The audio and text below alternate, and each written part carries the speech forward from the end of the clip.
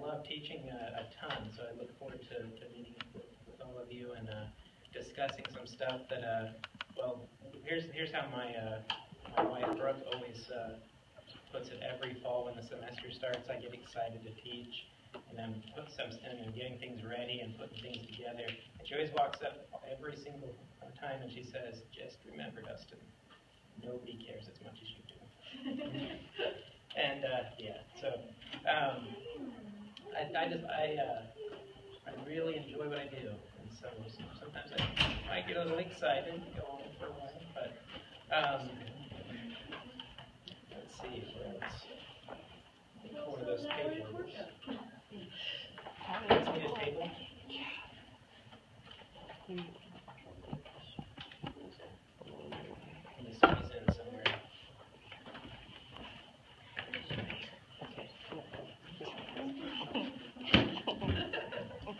Did any of you want a table? Because I can get one out for you if you want. Yeah, there I found tables. You're Do good? you want me to like scoot over? I can. All right. No, you're good? You're good. You're all good. Like Mother Benko said, I am working on a PhD program, which means you read a lot and you write even more. That's kind of that basically wraps that up fairly, simply enough. I'm not from here. I'm from a small town up in northern Utah. So Texas was like a whole new culture, country, whatever to me. But we've ended up really enjoying it here. It's been a great experience. So we just hope the nex place we go, whatever, just as good an experience. And so we'll come to a point where we'll have some kind of question and answer kind of stuff in here. Feel free to ask me whatever you might want to know about me. Not that you do, but it just if you happen to have questions at the end. Today we're talking about Job, and Job is, in all of the books of the Bible, Job is such an interesting one. For a really long time, I hated Job. I hated the story. I hated that it was like forever long, like 42 chapters, I think. I hated that I couldn't understand anything in it, and so I just didn't read it. That was my solution. Just didn't have that word. And I just kind of left it alone. And actually wasn't, this lasted quite a while. It lasted even into like my graduate school training, everything. I just kind of avoided it. And then, comes the time when you sign up for classes, and one of the only classes available is a class on translating Job from Hebrew, and you don't have any choice. You have to take it. Well, I'm really glad that I ended up being able to do that, because I found out that, contrary to how I felt most of my life to that point, Job is absolutely fascinating. There's nothing like it in all of those biblical writings. It's different in so many ways. You may have noticed that, I'm trying to remember what you guys read, like chapters 1 and 2, right? And then like the last chapter. You might note, maybe you did, that those are fairly easy parts to read, 1 and 2, and like the last chapter. But in between that, it's a little bit different, right? So Job is a little bit unique in that most of it is all Hebrew poetry. You can't always tell that in English, because in English, how do we recognize poetry? Say again? Rhyming. Yep, that's kind of people's first answer is rhyming. Yeah, Hebrew, they don't do rhyming. They do it through other ways that are kind of counterintuitive to the way we think. But all of Job is poetry, so it becomes even more difficult to read because it's in metaphors, and anytime you're talking about a document that's written in a language that was in use 2,500 years ago, that creates a few kind of problems to try and overcome. Can I interrupt really quickly? Yeah. Do you all remember when you did Psalms on your own before we were meeting face to face? What elements of poetry I helped you that you could recognize in it? Can you tell, Mr. Naegle, what we learned about Hebrew poetry from what you read from I didn't realize you guys were all Hebrew poetry experts. Well, so yeah, I don't know about that, but they've worked on it a little bit. Do you remember? Go ahead. That there was like different types of comparison between the lines, like some are contrasting, some are saying the same thing. That's exactly right. And do you remember the term that comes from geometry and also we use for literature to describe that? Parallelism. So you've already studied a little, that's one element of Hebrew poetry that we can recognize even in translation is parallelism. Yes. time. You've got, you may have picked up on that if you've read through Psalms and talked a bit. You may have seen some of that as you read through Job. Yeah, Hebrew's interesting. Another kind of poetry, they parallel grammatical structures. Isn't that fun? I think you're just excited thinking about it, aren't you? But that's another kind of Hebrew poetry. So that if you diagram the sentences, the diagrams would be identical. Yep. Or the lines of poetry. So that's, yeah. Worked on, I know you are experts on diagramming. So that's how you can tell that that's the parallel grammar. Means that the diagrams would be identical, they'd line right up the lines with different words in those spots. Yeah, so hopefully none of you are like me in that I didn't even know what diagramming a sentence meant until I started learning Greek and Hebrew. I didn't really know English grammar, so I went and started studying Greek and Hebrew, and it's like, oh, okay, this actually is kind of interesting.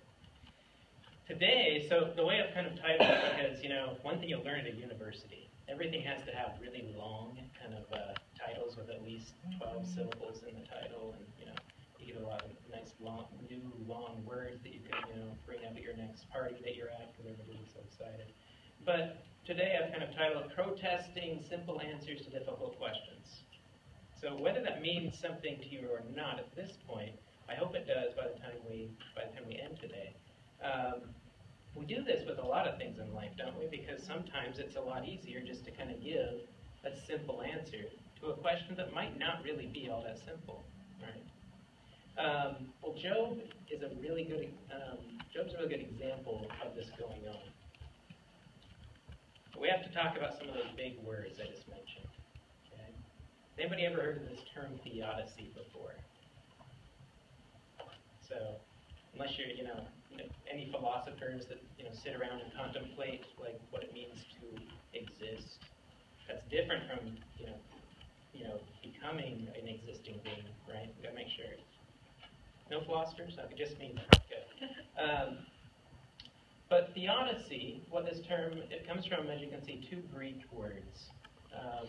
And those words theos, so you might recognize that one in a word like theology, kind of things about God and study of God, and dike, which means kind of a decision or kind of making a just choice. And so really this kind of translates out into justifying God is what theodicy means, but that's not all that helpful. This is a little bit more helpful. Theodicy asks questions like these. So, how is God good given the amount of evil and innocent suffering in the world? Why do bad things happen to good people? And where did evil even come from? How's God fit into that mix? Has anybody thought about those questions before? Yeah. What kind of things crossed your mind? Were you thinking about anything in particular? Sickness and disease. Yeah. Why do people who, by no fault of their own, become sick and die? Maybe a relative or somebody who passes away from a disease. It's hard not to start wondering, why is that? If God could save, because God's omnipotent, then why doesn't God do something about it? I think it's on the other hand over here. Oh, I just like wars and stuff like that. Yeah. Why that happens. Yeah, wars, and especially the kind of bystanders of war, right? Because wars happen on places, and the people that are in the midst of this don't necessarily want to be in the midst of it, but they are anyway. So, right, it's another good example. Now, interestingly enough, we're not the first persons to think about this.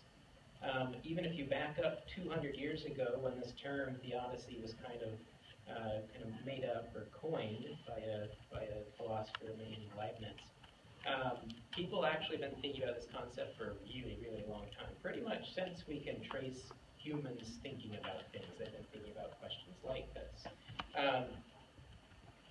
There's this guy, for instance. This guy's name's Epicurus. Now, what's interesting is, for a long, long time, this next little bit of this logical kind of explanation, actually we found out that it's not actually Epicurus, but we don't know who it is, so people kind of keep saying this is from Epicurus, even though it kind of sounds opposite of what he said. But anybody ever worked, here's another one of those things, like maybe you wouldn't admit it if you had. Has anybody worked with like logic before, deductive, inductive, yeah? Nice, no. It's what I do, when I sit at home and do logistic syllogism, yeah. Well, here's a simple one. So he has some premises and he comes up with an explanation. He says, premise A, if a perfectly good God exists, then evil can't exist. Do you see how he's getting there? Because if it's a perfectly good God would obviously go and get rid of any evil. But premise B, kind of set more in experience, says there is evil in the world. Now, all of us are trained to kind of think from in this kind of way. We all think in this way. Actually, pretty much every day we kind of say, all right, I've got A, I've got B. It's not this one, therefore it's got to be this one. Well, that's what he says. Premise B, there is evil in the world. Therefore, a perfectly good God does not exist. Is what he came to the conclusion of. This isn't the only way to think about this question. This just happens to be kind of a famous one people often cite. Maybe someone you have heard of here a little bit more recent. Anybody heard of this guy, just by his picture? This guy's named C.S. Lewis. Have you anybody heard that name before? Okay, heard that name. All right. Notice that the title of the book this comes from, Problem of Pain. He wrote a whole book kind of about this very issue. Notice what he says. We can perhaps conceive of a world in which God corrected the results of this abuse of free will by his creatures at every moment. Notice the assumption that he's making is that evil comes from humans making bad choices. So that a wooden beam became soft as grass when it was used as a weapon, and the air refused to obey me if I attempted to set up in it the sound waves that carry lies or insults. So God could go stop all of these bad human choices, right? But such a world would be one in which wrong actions were impossible, and in which, therefore, freedom of the will would be void. Nay, if the principle were carried out to its logical conclusion, evil thoughts would be impossible. For the cerebral matter which we use in thinking would refuse its task when we attempted to frame them. Oh, okay. We've got to put that in terms we understand. What is he trying to say? Yeah, what do you got? Evil comes from humans, and God could say stop, but free will would be gone. Right, and he kind of says, that could happen. He's got kind of the connotation of that's not kind of what goes on. God doesn't stop, and so you've got to come up with some other kind of way. C.S. Lewis actually kind of comes up with this idea that